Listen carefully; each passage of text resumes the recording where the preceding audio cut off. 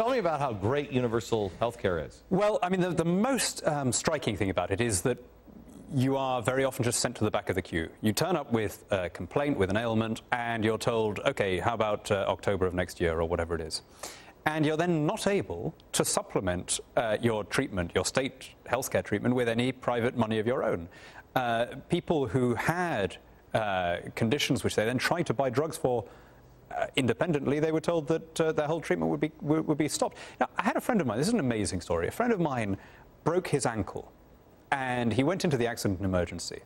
And it was a Friday night. Now, one of our national traditions is that on Friday nights we all get drunk and have fights with each other. So there was a long queue of people to get in. And he said, look, I'm in real pain. Can I have some painkillers while I'm waiting? And they said, no, get to the back of the line. He said, look, I'll buy them. And they became very aggressive at that. What do you mean you're going to buy them? This is the National Health Service, so we don't have any provision for independent purchase of medicine. So that's the mentality.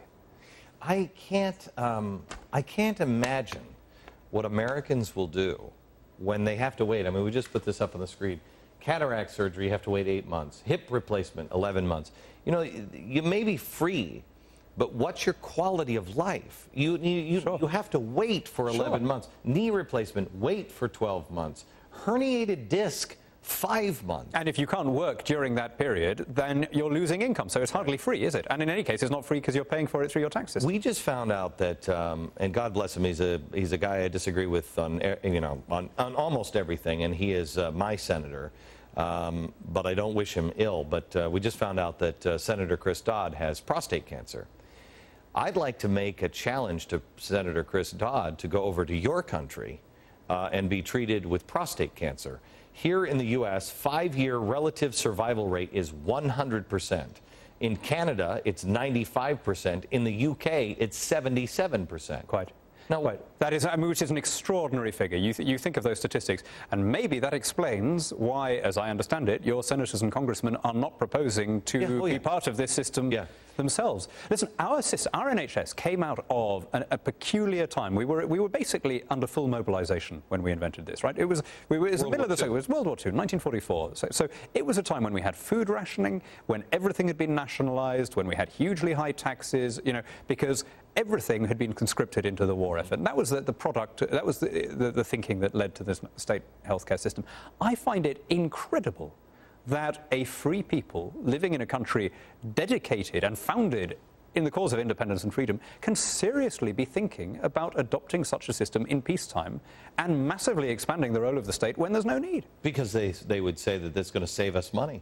Well, you know, it is the single biggest item of our government budget. Of course. And it is, you know, the state generally doesn't do things as efficiently as the market does. Of course it doesn't. If you know that you're getting the same treatment without paying for it, you have no incentive to keep costs down. Daniel, I mean, do you follow here in America at all what's happening on the ground with our politicians? Because they're currently getting hammered by the people as they're coming home. These congressmen are coming home. And I hope to God, Congress, you learn from this because it's only going to get much, much worse for you.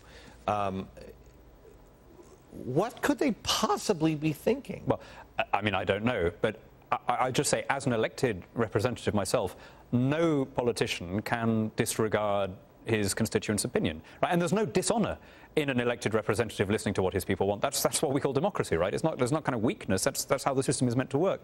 So I hope that people watching this program, whichever side they're on, are going to make their views felt. And I hope that their representatives will listen to them over the summer vacation and come back. I mean, quite apart from anything else, I just wonder, at a time like this, how the US can afford something of this scale. I mean, maybe if things had been different... They're telling us that we can't afford not to do it. They're telling us this lie that somehow or another, if we do this, this is going to solve all of our problems with our debt and deficit. It's going to, somehow or another, we're going to save so much in health care.